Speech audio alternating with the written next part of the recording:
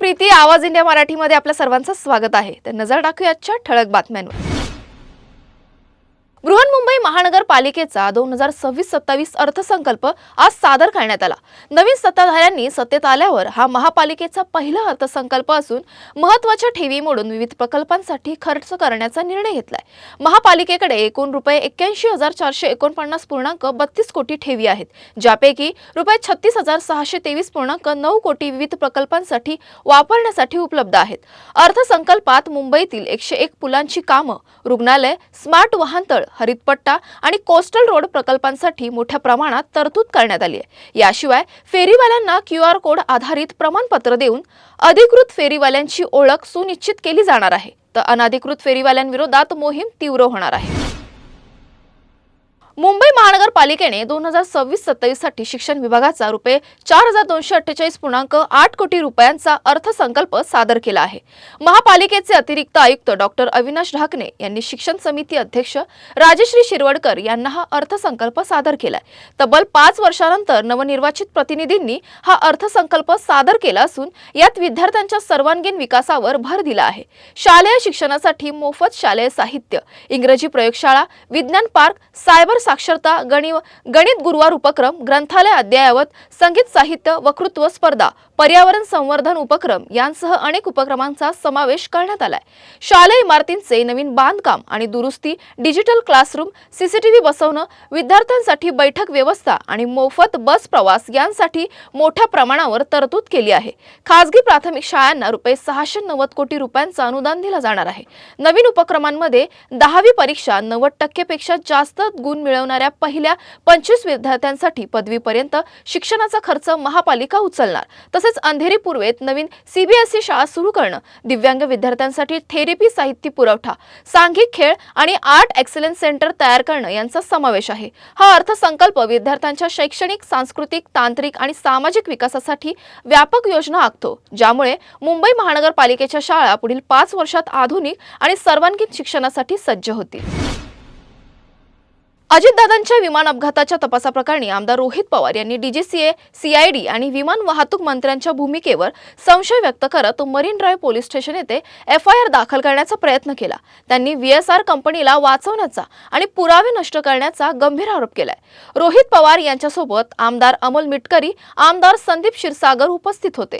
Police ठाण्यात वरिष्ठ अधिकाऱ्यांसोबत त्यांचा वाद झाला। रोहित पवार यांनी पोलीस अधिकाऱ्यांवर FIR नोंदवण्यास नकार देण्याचा आरोप केला आणि विचारलं, कोणत्या मोठ्या अधिकाऱ्याचा फोन आला? DGCAने VSR कंपनीच्या 25 पैकी 5 विमानांना थांबवण्याचा आदेश दिला होता।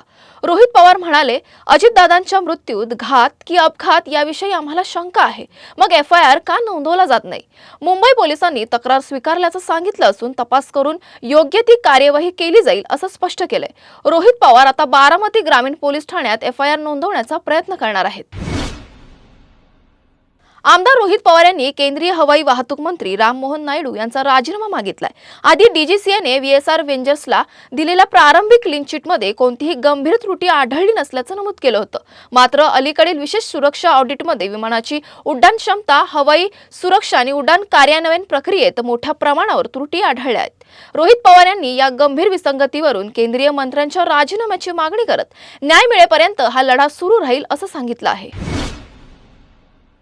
महाराष्ट्रातील राज्यसभेच्या 7 जागांसाठी निवडणूक तोंडावर असताना महाविकास आघाडीत एका जागेवरून राजकीय हालचालींना वेग आलाय। विधानसभेतील संख्याबळ पाहता 6 जागा महायुतीकडे जाण्याची शक्यता असून उर्वरित 1 जागा महाविकास आघाडीच्या वाट्याला येणार आहे। या जागेसाठीच आघाडीतील घटक पक्षांमध्ये चर्चा आणि दावे प्रतिदावे सुरू आहेत। आदित्य ठाकरे यांनी ही जागा शिवसेनेला द्यावी अशी ठाम भूमिका घेतली आहे, तर दुसरीकडे काही नेत्यांकडून शरद पवार यांनाच पुन्हा एकदा राज्यसभेवर पाठवण्याची मागणी होते। दरम्यान राष्ट्रवादी काँग्रेस शरद पवार गटाचे प्रदेशाध्यक्ष शशिकांत शिंदे यांनी मोठे वक्तव्य करत शरद पवार यांच्या उमेदवारीला पाठिंबा दर्शवलाय। त्यांनी सांगितलं की शरद पवार यांचे नाव पुढे आल्यास इतर कोणाचं नाव पुढे येईल असं वाटत नाही। तसंच ते आणि जयंत पाटील लवकरच काँग्रेस आणि उद्धव ठाकरे यांच्यासोबत चर्चा करणार असल्याचंही त्यांनी स्पष्ट केलं। पुढील 2 दिवसात होणाऱ्या बैठकीनंतर महाविकास आघाडीचा उमेदवार निश्चित होण्याची शक्यता आहे। महाराष्ट्र विधान परिषदेत विरोधी पक्षनेते अंबादास दानवे यांची जागा रिक्त होणार आहे। सूत्रांच्या माहितीनुसार या पदासाठी काँग्रेसचे सतेज पाटील यांचं नाव पुढे येण्याची शक्यता आहे। मे महिन्यात राज्यातील 9 विधान परिषदेच्या जागा रिक्त होणार असून यामध्ये भाजपकडे 4, काँग्रेस, शिवसेना, राष्ट्रवादी काँग्रेस आणि शरद पवार गटाकडे प्रत्येकी 1 जागा आहेत। विधान परिषदेत 29 मतांचा कोटा असून महायुतीकडे 8 आणि महाविकास आघाडीकडे 1 जागा येणार आहे। राज्यसभेच्या निवडणुकीत बिनविरोध निवडणूक झाल्यास विरोधी पक्ष नेतेपदावर कोणास अधिकार मिळेल हे महत्त्वपूर्ण ठरणार आहे। या परिस्थितीत सध्या सतेज पाटील यांचं विरोधी पक्ष नेतेपदासाठी नाव पुढे येण्याची शक्यता जास्त आहे। भाजपकडून आणि महायुतीकडून या जागा संदर्भात रणनीती आखली जात असून विधान परिषदेत विरोधी पक्ष नेतेपदाचे भवितव्य लवकरच ठरेल असं राजकीय सूत्र सांगत आहे। लासलगाव कृषी उत्पन्न बाजार समिती, जी कांद्याचं आगार म्हणून ओळखली जाते, येथे कांद्याचे भाव सरासरी 500 ते 600 रुपये प्रति क्विंटल पर्यंत घसरल्यामुळे शेतकरी आक्रमक झालेत।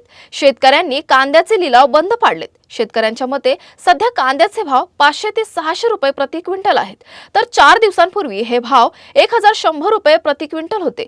आताच्या घसरणीनंतर भाव फक्त 700 रुपये प्रति क्विंटल राहिलेत। शेतकरी म्हणतात की कांदा शेती आर्थिकदृष्ट्या परवडण्यासाठी किमान 3000 रुपये प्रति क्विंटल भाव असावा। उत्पादन खर्चही न मिळाल्यामुळे शेतकरी मोठ्या आर्थिक अडचणीत आलेत।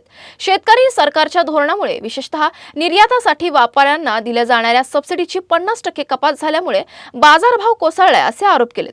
आता शेतकऱ्यांची मागणी आहे की कमी भावात विकलेल्या कांद्यासाठी 1500 रुपये प्रति क्विंटल अनुदान आणि 3000 रुपये प्रति क्विंटल हमी भाव सरकारने द्यावा। मुंबईतील मालाड परिसरात 2 फळ विक्रेत्यांनी फळावर उंदीर मारण्याचं विषारी औषध लावल्याचा धक्कादायक प्रकार उघडकीस आला। या घटनेचा व्हिडिओ सोशल मीडियावर प्रचंड व्हायरल झाला असून नागरिकांच्या आरोग्यावर गंभीर धोका निर्माण होऊ शकतो असा सतर्क इशारा व्यक्त केला जातोय। व्हिडिओमध्ये दिसून आलंय की रात्री गोदामात किंवा गाडीत ठेवलेल्या फळांवर उंदीर मारण्याचे राटोल लावले जात होते। नागरिकांना हे विषारी फळ मिळाल्यामुळे उलट्या, पोटदुखी, विषबाधा आणि लिव्हरच्या गंभीर समस्या होऊ शकतात। या घटनेवर प्रतिक्रिया देत मनसे कार्यकर्ते घटनास्थळी धावले आणि विक्रेत्याला मनसे स्टाईलनं मारहाण केली।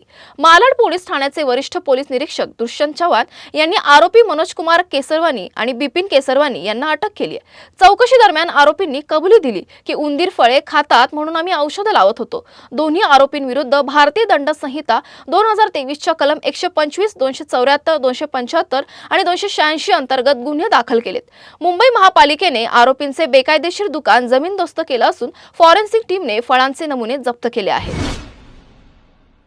भारताचे कृषी भविष्य, लवचिकता, शाश्वतता आणि सर्वसमावेशक विकासाचे मार्ग या विषयावरील 2 दिवसीय राष्ट्रीय परिसंवादाचे उद्घाटन Maharashtra society of agriculture economics आणि डॉक्टर पंजाबराव देशमुख कृषी विद्यापीठ यांच्या संयुक्त विद्यमाने अकोला येथे झाला।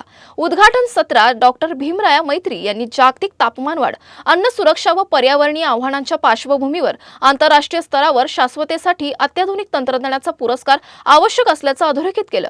अध्यक्षस्थानावरून कुलगुरू डॉक्टर शरद गडाख यांनी भारतीय शेतीला जागतिक बाजारपेठेत उज्ज्वल संधी असून हवामान बदलाच्या काळात लवचिकता, टिकाऊपणा आणि तंत्रज्ञानाचा समन्वय महत्त्वाचा असल्याचं सांगितलं। पंतप्रधान नरेंद्र मोदी आजपासून 2 दिवसांसाठी इस्रायलच्या महत्त्वपूर्ण दौऱ्यावर आहेत। दौऱ्यापूर्वी इस्रायली संसदेला तिरंग्याची लाइटिंग करण्यात आली। हा पंतप्रधान मोदींचा दुसरा इस्रायल दौरा असून पहिला दौरा ते 2017 साली त्यांनी केला होता।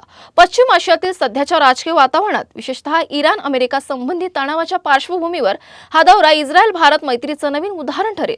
या भेटी दरम्यान भारत-इस्रायल संरक्षण क्षेत्रातील महत्त्वाच्या MOUवर स्वाक्षरी होण्याची शक्यता आहे, ज्यात संवेदनशील तंत्रज्ञानाची देवाणघेवाण आणि संयुक्त उत्पादनावर भर दिला जाऊ शकतो। फॉर्ब्स इंडियाच्या अहवालानुसार यावर्षी इस्रायल आणि भारतात सुमारे $8.6 अब्ज शस्त्रास्त्र करार होऊ शकतो। फ्रान्स नंतर इस्रायल भारताचा सर्वात मोठा शस्त्रास्त्र पुरवठादार देश बनेल। करारात spice 1000 precision guided bomb, rampage air to surface missile, air launch, ballistic missile आणि आईस ब्रेकर मिसाईल सिस्टीम यांचा समावेश होऊ शकतो।